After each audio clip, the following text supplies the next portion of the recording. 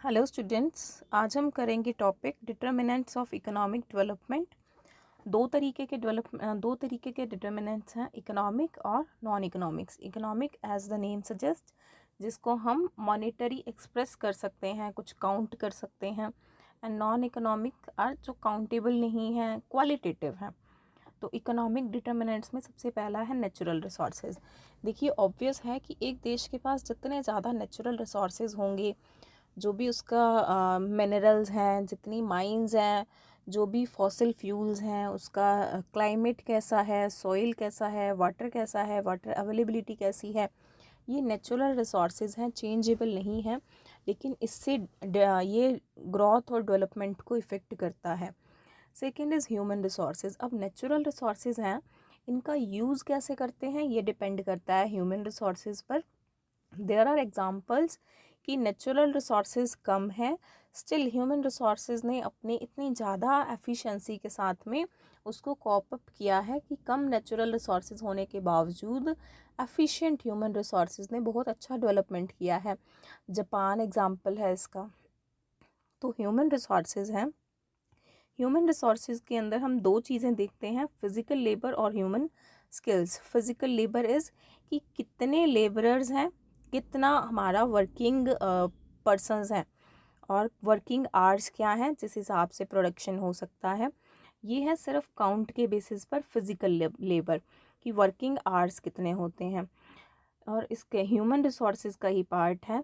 और इसका दूसरा पार्ट है ह्यूमन स्किल्स की जो ह्यूमंस हैं उनकी स्किल्स क्या हैं। स्किल्स देखने के लिए तीन चार चीज़ें देखते हैं। First is good health.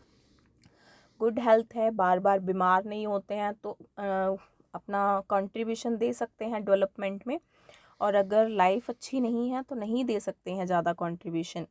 Long life, obviously good health, long life, ये पैरामीटर्स हैं एक अच्छे वर्किंग ह्यूमन के, अच्छे ह्यूमन स्किल्स के। एजुकेशन एंड ट्रेनिंग, अगेन एक ह्यूमन है, अगर एजुकेटेड है, ट्रेंड है, तो वो ज़्यादा एक कंट्रीब्यूशन दे सकता है इकोनॉमिक डेवलपमेंट के लिए compare to the one who is not educated और trained. Able entrepreneurs and organisations, ये भी ह्यूमन रिसोर्स का पार्ट है कि एंटरप्रेन्योर्स आते हैं, कुछ स्टार्ट करते हैं, स्टार्टअप करते हैं, प्रोडक्शन करते हैं, इकोनॉमिक ग्रोथ और डेवलपमेंट में कंट्रीब्यूट करते हैं। ये थे नेचुरल रिसोर्सेज और ह्यूमन रिसोर्सेज, बेसिक थिंग्स। इसके बाद है physical capital resources. Physical capital resources क्या होते हैं? प्रोड्यूस्ड मीन्स ऑफ प्रोडक्शन, कि जो नेचुरल रिसोर्सेज हमने बनाए नहीं थे ऑलरेडी, ह्यूमन रिसोर्सेज हैं, हम सिर्फ उनकी स्किल्स पे काम कर सकते हैं। बट फिज़िकल कैपिटल क्या है? प्रोडक्शन कराने के लिए जो प्रोडक्शन होता है, मतलब कि कैपिटल गुड्स का प्रोडक्शन, कितनी कैपिटल गुड्स की अवेलेबिलिटी है, कितनी मशीनरी की अवेलेबिलिटी है। तो physical capital resources and capital formation. Capital formation obviously कि increasing the investments, increasing the capital base. दो तरीके से कैपिटल फॉर्मेशन बताया है इन्होंने, दैट इज़ कैपिटल डीपनिंग और कैपिटल वाइडनिंग। कैपिटल डीपनिंग है कि हम सेम लेबरर्स के साथ में जो काम पहले कर रहे थे वही कर रहे हैं, हमने टेक्नोलॉजी इम्प्रूव की है जिस वजह से प्रोडक्शन ज़्यादा आ रहा है, this is capital deepening. Capital widening, as the name suggest, wide हो रहा है हमारा वर्कफोर्स, हम ज़्यादा लेबरर्स लगा रहे हैं ज़्यादा प्रोडक्शन करने के लिए, that is capital widening.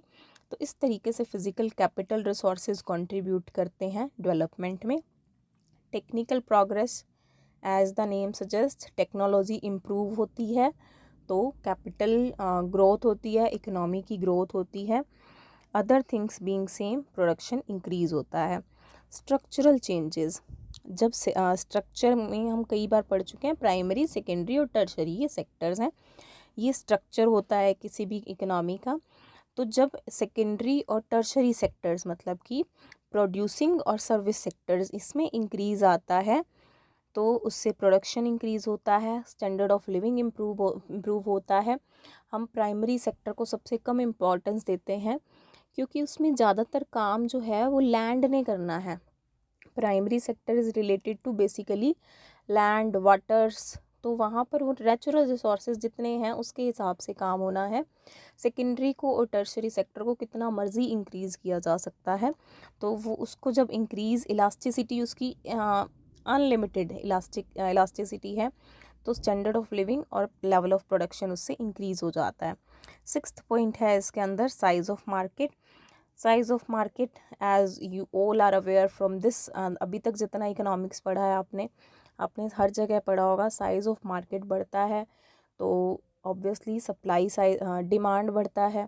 Demand बढ़ने से हमेशा क्या होता है कि एक लेवल के बाद सप्लाई बढ़ाएंगे, तो ओवरऑल साइज़ बढ़ने से इकोनॉमी डेवलप होती है। इकोनॉमिक एजेंसीज़ जैसे कि बैंकिंग सिस्टम, अपना central banking system, commercial banking system, credit system, उधार की अवेलेबिलिटी शॉर्ट टर्म और लॉन्ग टर्म, और commercial organisations like federation of industrial commerce, इस तरीके से फिक्की जो है, और इस तरीके के इंस्टीट्यूट ऑफ कॉमर्स एसोसिएशंस, ये इंस्टीट्यूशंस डेवलप करने में हेल्प करते हैं कॉमर्स को, बिज़नेस को। तो इकोनॉमिक एजेंसीज़ हेल्प करती हैं कई तरीके से, रिसर्च करती हैं, उस रिसर्च का फ़ायदा होता है एंटरप्रेन्योर्स को। Eighth is financial stability. एक देश जो कि फाइनेंशियली स्टेबल है, एक स्टेबल सा उसका बैंकिंग सिस्टम है, ऑर्गेनाइज्ड मनी मार्केट है, एक अच्छा क्रेडिट सिस्टम है जिसमें ज़रूरत के टाइम पे उधार मिल जाता है, एक मॉनेटरी पॉलिसी है स्टेबिलिटी रखने के लिए, फाइनेंशियल स्टेबिलिटी रखने के लिए, वहाँ पर डेवलपमेंट का स्कोप ज़्यादा होता है। और अगर स्टेबिलिटी नहीं है तो दिस इज़ इनसिक्योर कि डेवलपमेंट हो पाएगा या नहीं हो पाएगा, रिस्क है उस टाइम पे। अगर फाइनेंशियल स्टेबिलिटी नहीं है तो producers will not like to take the risk. Development planning, देखिए हम स्टार्टिंग फ्रॉम क्लास 11th आपको पता है मैनेजमेंट स्टार्ट किया, आपने पहला चैप्टर पढ़ा planning. Planning is essential for management, planning is essential for development, planning is essential for growth. एक कंट्री अगर ग्रो करती है तो वो प्लान से ग्रो करती है। आपने इंडिया की हिस्ट्री में पढ़ा है कि कई पॉलिसीज़ आई, 1948 की इंडस्ट्रियल पॉलिसी, 1956 की इंडस्ट्रियल पॉलिसी, धीरे धीरे प्लान किया गया कि किस तरीके से डेवलपमेंट किया जाए। तो एक सेंट्रल प्लानिंग डिपार्टमेंट जो पॉलिसीज़ बनाए, ऐसा होगा तो डेवलपमेंट होगा। इंटरनेशनल डिटर्मिनेंट्स, अगर हमें इंटरनेशनल मार्केट से टेक्निकल नॉलेज मिल पा रही है, बेटर प्रोड्यूसर गुड्स मिल पा रही हैं, ज़्यादा बेटर मशीनरी हमें मिल पा रही है, तो ग्रोथ कर पाएंगे। और international institutes like international bank for reconstruction and development और इंटरनेशनल डेवलपमेंट एसोसिएशन, इस तरीके की एसोसिएशन अगर हेल्प करती हैं तो इकोनॉमिक डेवलपमेंट करना थोड़ा आसान हो जाता है, इकोनॉमिक डेवलपमेंट ज़्यादा कर सकते हैं। ये थे इकोनॉमिक डिटर्मिनेंट्स। नेक्स्ट है non economic determinants we can not count. First is political environment.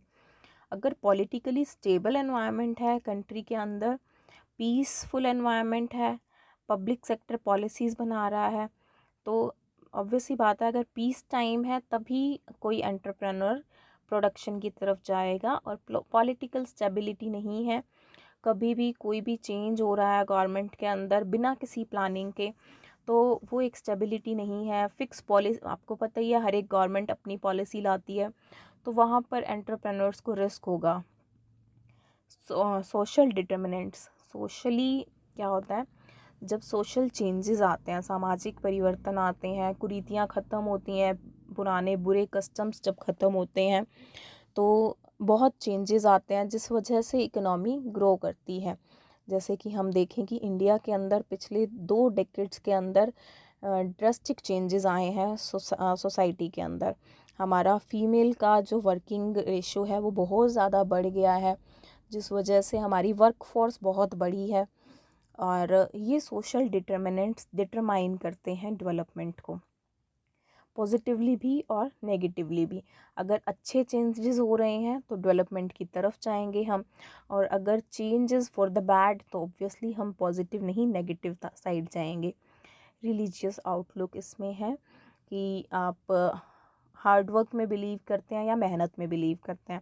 अगर हार्ड वर्क में बिलीव करते हैं, एक कंट्री है जिसने सीखा ही है हार्ड वर्क करना, दे डोंट डिपेंड ऑन कि मेहनत कि किस्मत में होगा तो मिल जाएगा, तो वो शुरू से ही हार्ड वर्क करते हैं कि हमें करना है इसके लिए।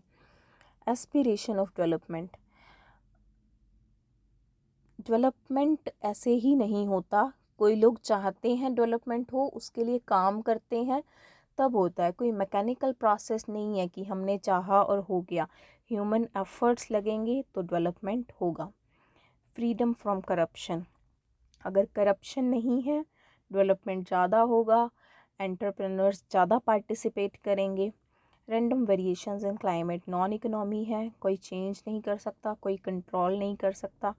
क्लाइमेट चेंजेस, मॉनसून आ रहा है, हमारा एग्रीकल्चरल प्रोड्यूस अच्छा होगा तो हमारा प्रोडक्शन भी अच्छा होगा, जो हम एग्रीकल्चरल प्रोड्यूस से प्रोडक्शन करते हैं उन चीज़ों का, ऑन एंड वाइस वर्सा। तो इस तरीके की चीज़ें बहुत इफ़ेक्ट करती हैं। क्लाइमेट रबड़ को इफ़ेक्ट करता है, ना सिर्फ उनको सिर्फ इन चीज़ों को नहीं, इंडस्ट्रियल गुड्स को भी करता है। फॉर एग्जांपल रबड़ कई चीज़ों के लिए रॉ मटेरियल बनता है, डिपेंड्स ऑन द क्लाइमेट। तो इस तरीके से इकोनॉमिक और नॉन इकोनॉमिक डिटर्मिनेंट्स हैं। आप अपनी तरफ से भी देख के सोच के लिख सकते हो, आप इकोनॉमिक्स के स्टूडेंट्स हैं। जैसे कि ये है आपका religious outlook, depend on religion की, किस तरीके का रिलीजन फॉलो करते हैं ज़्यादातर लोग, जिसके बेसिस पे हम डिटरमाइन कर सकते हैं कि हमारी किस चीज़ की डिमांड ज़्यादा होगी, किस तरीके से आउटलुक होगा हमारे कस्टमर्स का। तो और इन सब के बेसिस पे प्लान भी किया जा सकता है डेवलपमेंट को। That's all about economic growth and development. इस चैप्टर के अंदर एक टॉपिक था difficulties in measuring economic development. Last lecture में हमने किया था कि मेज़र करते कैसे हैं इकोनॉमिक डेवलपमेंट को, कहीं 6-7 तरीके थे उसके अंदर। और उसके बाद था डिफ़िकल्टीज़ इन मेजरिंग, मैंने उसको कवर नहीं किया है। बेसिक सिंपल टॉपिक्स हैं, I think you can do it yourself. तो आप प्लीज़ उसको पढ़ के देख लीजिएगा। In case of any query, you can ask me on any social media platform. That's all for today. See you on next lecture. Thank you very much.